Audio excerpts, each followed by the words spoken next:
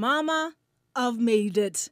In President Uhuru Kenyatta's case and that of his family, onto a list of extremely wealthy individuals who've accumulated vast amounts of wealth which they protect by moving their assets offshore.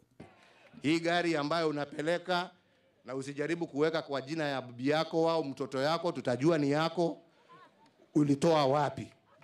You must explain. Na ule wa kwanza kufanyiwa lifestyle audit ni mimi kwa sababu mimi ndio mfanyikazi number 1. The Pandora Papers detailing some of the family's offshore holdings with the purchases made by way of shell companies.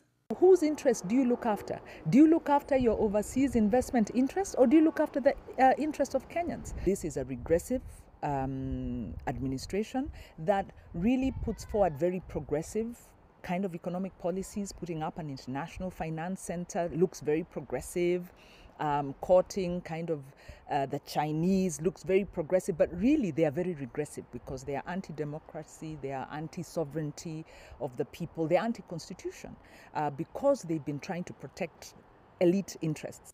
Not only does the report highlight the family's offshore holdings, but it addresses the origins of their vast land holdings, perhaps the nation's worst kept secret. My friend Uhuru Kenyatta, the family is one of the largest, if not the largest, landowners in Kenya. Such a person would be less suited to implement what people expect of the land. Why did the president refuse to gazette or to appoint the commissioners all this time, despite the fact that even the court ordered him to do so? Because of vested interests. Vested interests who do not want to see proper reforms on land. You cannot allow hyena to protect your goats. And that's why you're saying that we are better suited. Your time is up. I believe your brother you're referring to is Mr. Kenyatta. All the violence that was associated with the fight for independence in Kenya, land was at the center of it. All the major corruption that has taken place in Kenya since independence, land has been at the center of it. Issues of land and grievances that are associated with land in Kenya have a lot of blood that has been shed,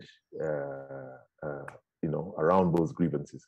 So those kind of scars stay on the conscience and stay in people's imagination for a long time. While the legality of a state officer maintaining a bank account outside Kenya is a matter up for debate, the outflow of large amounts of money has very real economic consequences for Wanjiku.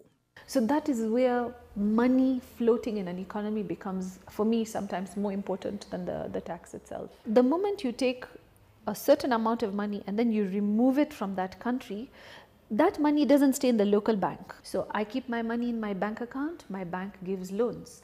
My bank gives loans, the loans are used to build the country. Because I'm going to build my house here, I'm going to live here. The revelations coming at a time when many Kenyans have not only lost gainful forms of employment due to the COVID pandemic, but millions are forced to rely on food aid on account of the drought.